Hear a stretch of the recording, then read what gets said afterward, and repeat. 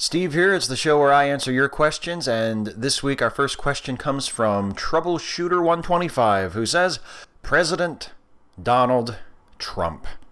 It sucks just to say it, doesn't it? I don't know. I mean, it's been a week and a half since the election, and I guess now that a little time has passed, I would have to say that yes, it sucks just to say it.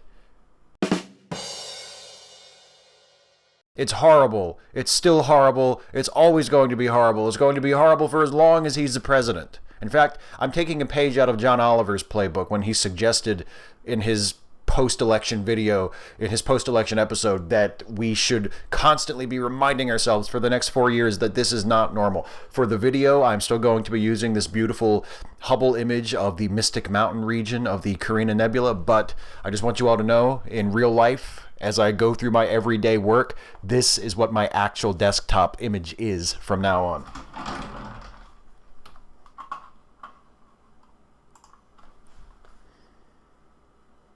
Next up from Patrick Dodds. Steve, this might be the most important question I've ever asked on this program. Throughout these last 5 years of my life, I've wanted to be an exemplar of kindness and civility in order to do my part to keep the world from burning.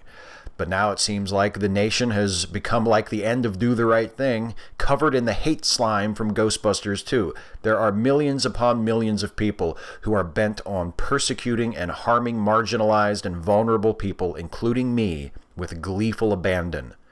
Is there a way to stand up and push back without contributing to the enmity that is now gripping this land?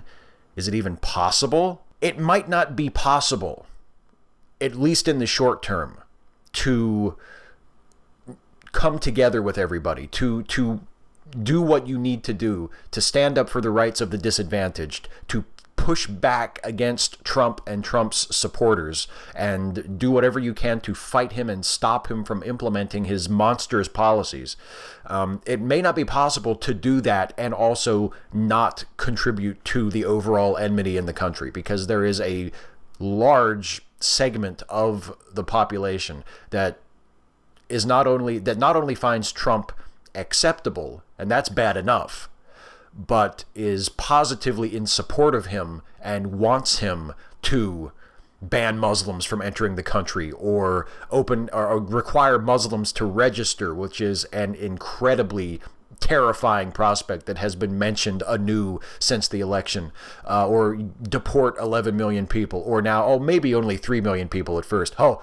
Because for a minute there I thought you were going to be some kind of an awful monster. It may not be possible to fight those things and to stand up for those people who are at risk and are now the targets of even more dehumanizing rhetoric and even hate crimes than before. It may not be possible to do that and also avoid contributing to the enmity. And if that's the choice, I would say, fuck worrying about contributing to the enmity. Worry about doing what you can to stand up for people like you and for other people who are threatened by this coming administration. That, to me, would be my priority. It's nice to say, we should all try to be on the same side, and we should come together, and you know, we should try not to add to the rancor. Like, I think that's a wonderful philosophy, and I think that's a wonderful attitude, but it may not be possible for a while, given how nasty and ugly this campaign was, and given the fact that the nasty, ugly side of it was victorious and will be running things for the next couple of years, at least. Justin Parallax. Steve, isn't it time that people like you and me, who the alt-right and their allies would dub SJWs, really got together into an organized collective force? Maybe so now more than ever. Also, a major thank you for the shout out for my book a few weeks ago. I'm working on my next one, which is about MMORPGs. A couple months ago, I suffered a massive nervous breakdown and was hospitalized. I've been fighting back against extreme anxiety since then, and I'm gradually starting to put my life back together. During that time, I found MMORPGs, particularly Final Fantasy XIV, which I'm enjoying right now, to be a massive help in allowing me to rebuild my confidence and help me tackle my anxiety. It's not exactly conventional therapy, and I tend to be very skeptical of anything that counts itself as an alternative health thing. But what are your thoughts on the use of things like this in helping people who are recovering from health issues? And we're never going to agree on Batman v Superman, but it's cool. The world needs differences like that. And by the way, since Justin mentioned it in his question, please do check out Diary of a Gay Teenage Zombie, which is Justin's book, which is available on Amazon.com right now. Check it out. We should be organizing and supporting in many different groups, and we should be doing what we can to support the groups that are already there, that represent disadvantaged or at-risk, marginalized people, groups like the ACLU, groups like the Southern Poverty Law Center, groups that serve communities and provide needed, medical care, for instance, like Planned Parenthood. I mean, I think if you have any leftover spare change this Christmas and you want to make like a charitable donation somewhere, ACLU, Southern Poverty Law Center, Planned Parenthood, there are a lot of, or actually, I just mentioned John Oliver at the beginning of this video with the This Is Not Normal wallpaper. At the end of that episode of Last Week Tonight, he goes through a nice long list of organizations that you can support either through a contribution or by volunteering or becoming a part of their work. I mean, the American Humanist Association is a fantastic organization, and if you are an atheist or a skeptic, a non-religious person, and you want to do your part to organize and to support other people who are socially conscious or who want to help marginalized people, the American Humanist Association is a terrific place to start and is a wonderful organization. So there are all kinds of organizations that already exist that I think we can throw our energy, and if we can afford it, our money into to help fight through these next 4 years.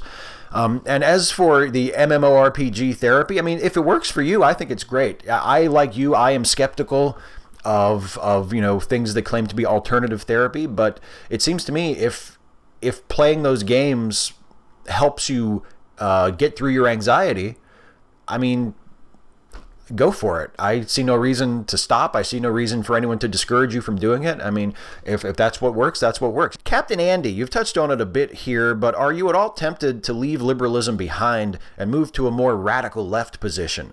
Not least because it's becoming more and more clear that your country is in dire need of radical reform. If not full-on anarchism, at least some form of socialism?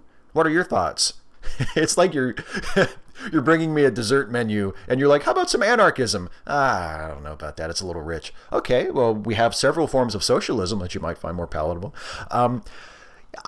It's difficult for me to say, because one thing I have noticed as I sort of review my political evolution throughout my life is the older I have gotten, the more to the left and the more radical my politics have become.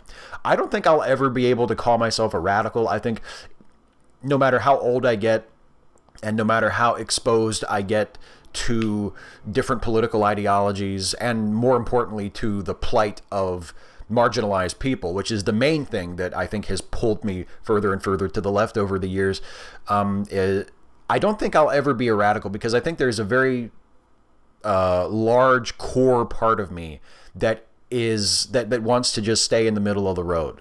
And I'm not saying that that's good, and I'm not saying that that's bad. I think that's just a very strong part of my personality. So I'll always be sort of holding on to that. So I'll be over on the left, but I'll sort of be reaching out so I can still touch the middle. You know what I mean? I'm not that far over. You know what I mean? And I don't know if that's if that's from my upbringing or because I am from a conservative part of the country or what. But I don't know if I would ever be like a radical leftist. And a radical leftist is not a bad thing to be at all.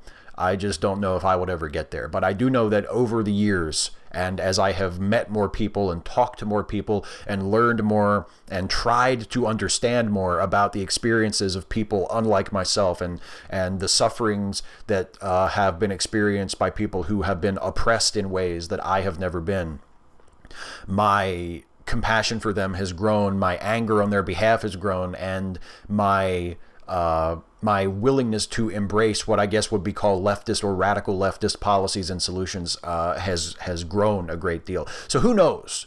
You know, check back in 10 years, I might be like a crazy, wild-eyed socialist. You know what I mean?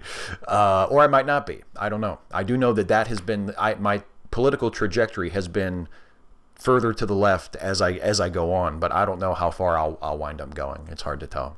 The Insane Pumpkin Carver. Steve, on a scale of 1 to Hitler, Where would you rank the Electoral College? This is a good question, and I talked about this a little bit in a hangout I did earlier this week with Serious Mind. He brought up the subject of the Electoral College somewhat late in our discussion, and I'll basically say to you a version of what I said to him, which is I think it's really complicated, and I'm not sure what the hell to do about the Electoral College. I've said a lot of critical things about the Electoral College, and obviously with the result of this year's election, with Trump winning the Electoral College but losing the popular vote, and the way it looks now, like losing the popular vote relatively decisively. I mean, it was still a much closer election in terms of popular vote than the last few elections have been, but it looks like Hillary is going to come out on top in the popular vote by at least 1 million votes, if not more. So yeah, it's easy to look at the Electoral College now and think, oh, the Electoral College really fucked us this year. But I'm not convinced that getting rid of the Electoral College will solve any of the long-term concerns that the Electoral College creates. Because one of the reasons for getting rid of the Electoral College that a lot of people say is, well, the Electoral College, it incentivizes particular states over others.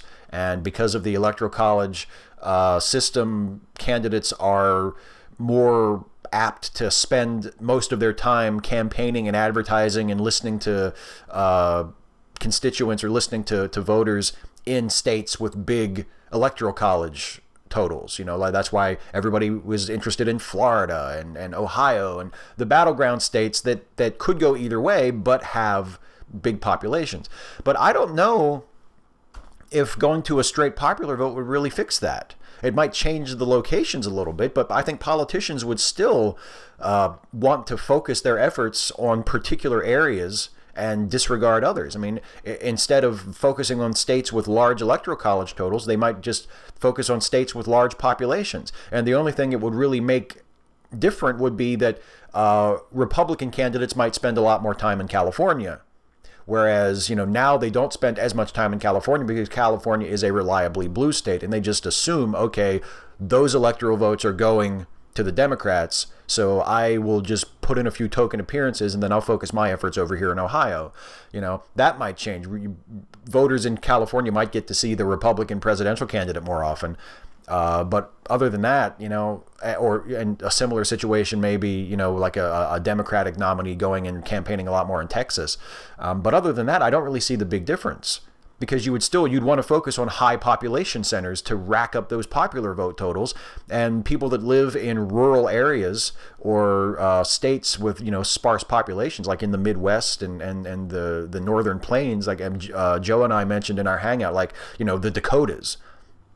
Whether it's popular vote or whether it's the Electoral College, no presidential candidate is ever going to give a fucking shit about North Dakota unless they found a city in North Dakota that grows to have like 5 million people. Then all of a sudden they'll be going to North Dakota.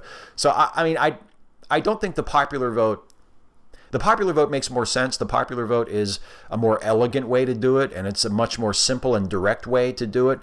But it would have the same problems, just in slightly different forms, that the Electoral College has. So even though I've been very critical of the Electoral College in the past, and even though I would much prefer if the popular vote had decided things this time, I just can't say with 100% confidence and certainty that that banishing the Electoral College would fix a lot of our problems. In that hangout, Serious Mind and I talk about how, you know, we could keep the Electoral College and just make a lot of reforms underneath it. Get rid of gerrymandering, vote in progressive candidates to take control of state legislatures. That would solve way more of our problems in terms of our political system and our electoral system than getting rid of the Electoral College would. Of course, it would also be a lot harder. Matt Helmers, hey Steve, how do you think all of the anti-SJW skeptics who began their careers taking down creationists will react once they realize that by supporting Trump, they basically elected Mike Pence, an anti-LGBTQ creationist, as president? Do you think they have enough self-awareness to realize what they've done?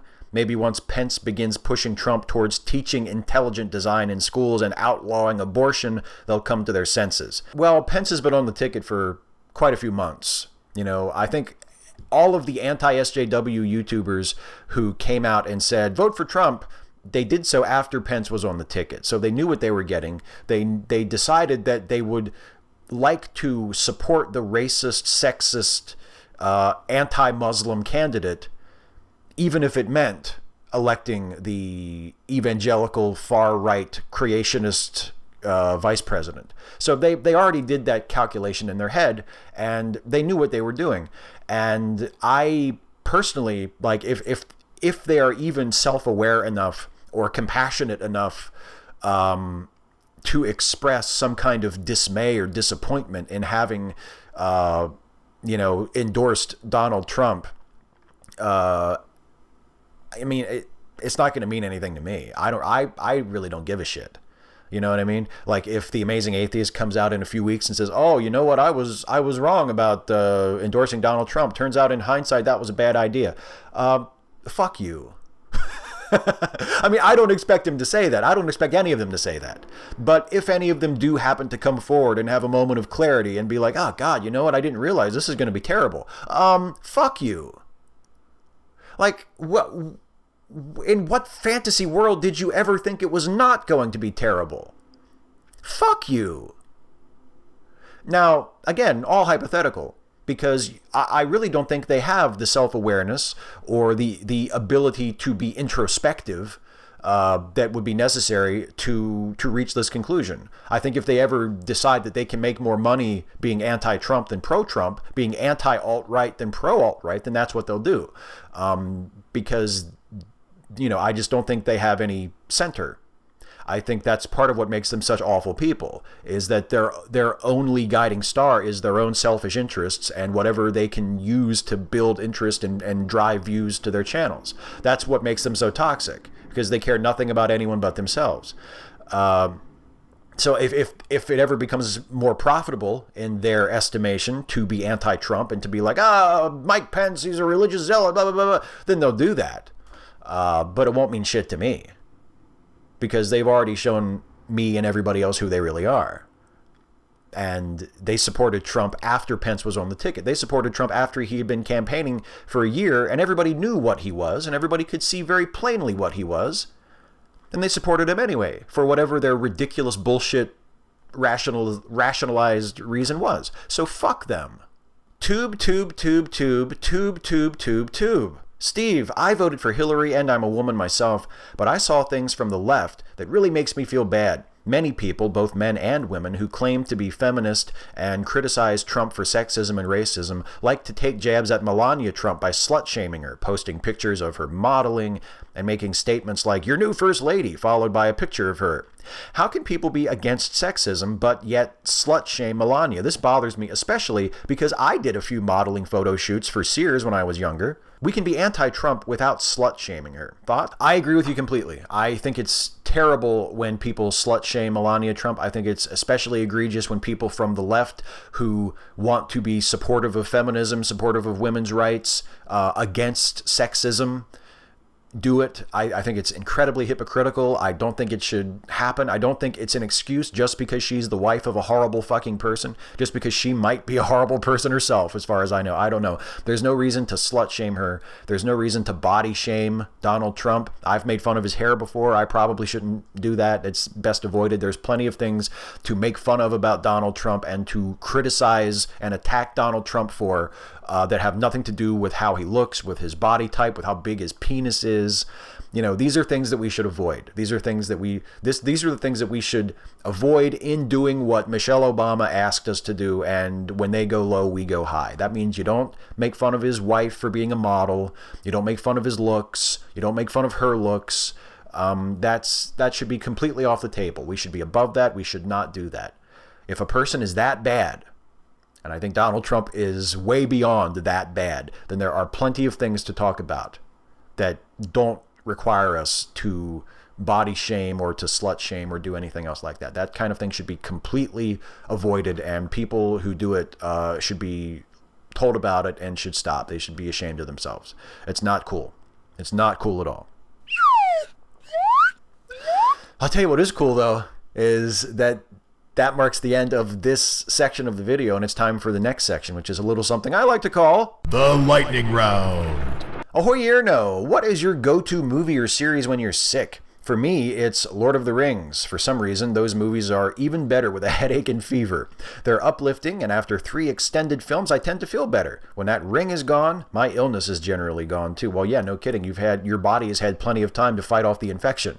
Those movies take like a week to watch all 3 of them. My go-to movie or series when I'm sick, it's usually something Star Trek, and probably Star Trek V, to be honest. Star Trek V is not a good movie, but it is a big-time comfort movie for me. So if I'm really sick and I'm looking for a movie to sort of pick me up or distract me, probably Star Trek V or Superman Returns, which I could watch at the drop of a hat at any moment. Vitamin W, in this episode, if you had to ask, you talked about how Christian missionaries should just provide humanitarian aid without proselytizing. Ironically, do you think they'd get more converts if they had that strategy? I don't know if they'd get more, but I think they definitely get some. I mean, there's something to be said for setting a good example, and not asking for anything, and just going out into the world and helping people who need it and not asking for anything in return. Like, that's a pretty good example. I can't think of a better testimony for a person's faith than doing that. And if Christians want to go out and give a good testimony to people for why jumping on the Jesus train is a good thing, hey, look at what a good person I am. Look at, I've dedicated my life to selflessly helping people. It's a pretty good pitch, even if you don't mean it to be a pitch. In fact, especially if you don't mean it to be a pitch. Der Wunderbar Bar, who would you say was the 2 best presidents in American history? For me, that would be Lincoln, followed by Franklin D. Roosevelt. I might go Roosevelt and Roosevelt on this one. Teddy Roosevelt and Franklin Roosevelt, I think, are probably the 2 presidents who transformed American politics and American society for the best and made changes that we still experience and benefit from today. I would go Roosevelt and Roosevelt, although I'm not going to fight you on Lincoln. I mean, I love Abraham Lincoln. Lucas Hackett, One Angry Brony. Yo, Steve, you can't start a fire without a spark. Ever tried getting a gun for hire? No, but I'm pretty sure Toby Benson could hook me up if I ever wanted one. And by the way, the only Springsteen song that I do not like. Nicholas Michael, do you like the show Law & Order or any of its spin-offs? As it's tied up with all sorts of liberal and feminist issues, I'm curious if any other leftist SJWs besides myself love it. I never really got into the spin-offs all that much. I watched a little bit of SVU here and there, and I watched some Criminal Intent when it started because I was a big Vincent D'Onofrio fan. But in the early to mid 90s, I was a huge Law and Order fan. It was like must-see TV for me. During the Sam Waterston, Jerry Orbach, Benjamin Bratt years, that was one of my favorite shows. I was a huge Law and Order fan. Brian Gibson, how will I laugh tomorrow when I can't even smile today? Well, Brian, you have to keep looking for the reasons to laugh and to smile. You have to search them out. In fact, that's good advice in life, just in general. You should always be paying attention because you never know what's going to happen. Just the other day, I was driving down the street and my friend who struggles with premature ejaculation just came out of nowhere. Sam Clemens, RIGL, if you could take just one of the presumptive cabinet choices of President-elect Drumpf in the squared circle, who would it be and why? Oh, and what would be your finisher to end the bout? Well, I got to go with Bannon. Bring Bannon into the ring and rough him up a little bit. And my finish would be the dreaded step-over toe hold, because as Gorilla Monsoon used to say, you can break a man's leg with a step-over toe hold. Radical Bacon, why didn't more people vote? I don't know. If you figure it out, tell the Democrats so that they can fix it next time. Because we need more people to vote. Because when more people vote, Democrats tend to win. Francois Lacombe. Hey, Steve, any chance you'll do a 3rd story involving Trump and the DC universe? Or do you just want to put the whole Trump being elected thing behind you? I'm kind of hoping for the former. I love those stories. Well, thank you very much. Yes, there's going to be a 3rd one. I'm going to write it this weekend, and it will be the Off Monday Ramble for Monday. Yeah, there definitely will be a 3rd Trump DC universe fanfic story. Malevolent Divinity, can we pretend like airplanes in the night sky are like shooting stars? I could really use a wish right now. Wish right now. Wish right now. Yeah, I would wish that we could all go back in time to Election Day, but we would remember this past week, and then we could do it over again with that foreknowledge. Just to see what happens. Just to see who still votes for Trump. Then you definitely know who are the horrible people that you should give up on. And now I have the Eminem verse from that song in my head. So thank you very much. Let's pretend Marshall Mathers never picked up a pen. Let's pretend. things would have been no different. Steven Soball, chemist. Hey, Steve, I'm going to see Nico Case live in concert tonight. Are you jealous? Yes. So super jealous. In fact, I'm still jealous, even though this was a few days ago and you already went to the concert. You've been to the concert and back. I'm super, super jealous. I love Nico Case. I hope it was a good show. I'm sure it was a fantastic show, and I'm glad that you went to go.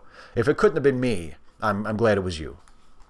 Is that true? That's probably not true. Anyway, that's it for the questions. That's it for the lightning round. It's time for the shout out of the week. And the shout out this week goes to The Progressive Pub, which is the blog written by the fantastic Tony Thompson. I added the fantastic myself. He's not actually called the fantastic Tony Thompson, although he could call himself that. It would be completely in line.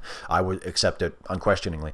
Tony is a really good guy. He writes an awesome blog over there on The Orbit, and you should be checking it out. He doesn't write like every day or every other day. His last blog entry is from before Election Day, but it's a good one. And if you go through his archives, you'll find so many really wonderfully written articles about so many important issues. He's a great progressive, socially conscious activist voice, and I value him and treasure him as a writer and as an acquaintance, and I think Tony is just the best. So my shout out this week goes to him and to his blog, The Progressive Pub. Check it out. Also, a reminder, as I always tell you at this time of the video, to check out the Lemmy Listen podcasts. These are a series of podcasts that are created by my very good friend Jason Harding, and you've got Lemmy Finish, which is the original Lemmy Listen podcast, which is co-hosted by Jason and Finite Atticus.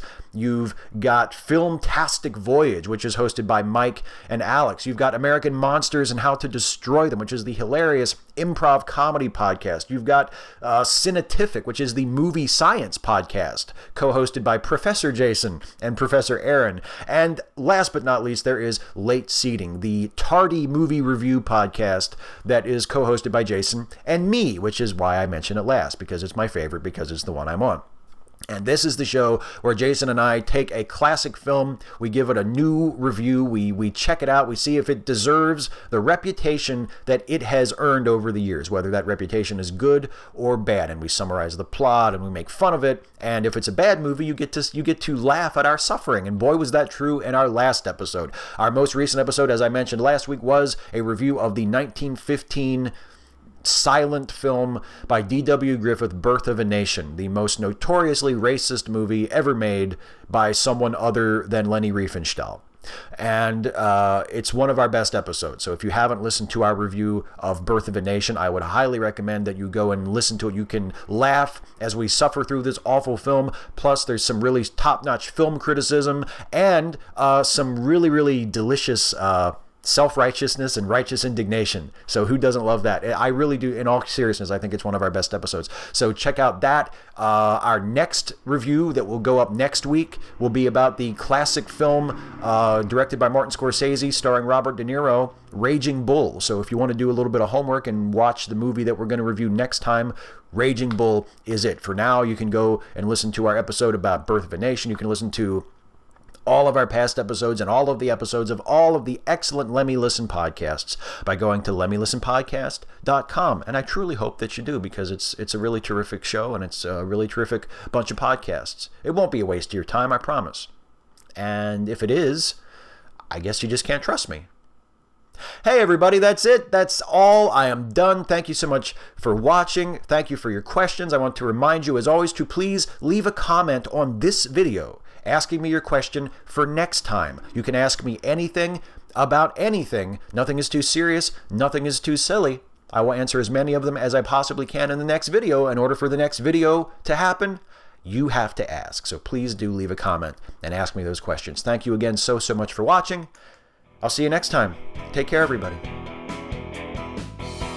Hey folks, one more thing before I go. As always, I hope you enjoyed this video. If you did, please like, share, and subscribe. And also, please consider helping me to make more videos like this one by supporting this channel through Patreon. You can go to patreon.com/Steve Shives to become a patron of this channel for as little as $1 a month. And if you're watching this on YouTube, there should be an end screen notation right over there somewhere. You can just click on it, go straight to the Patreon page, and find out everything you need to know. Thank you so much for watching, and I will see you next time.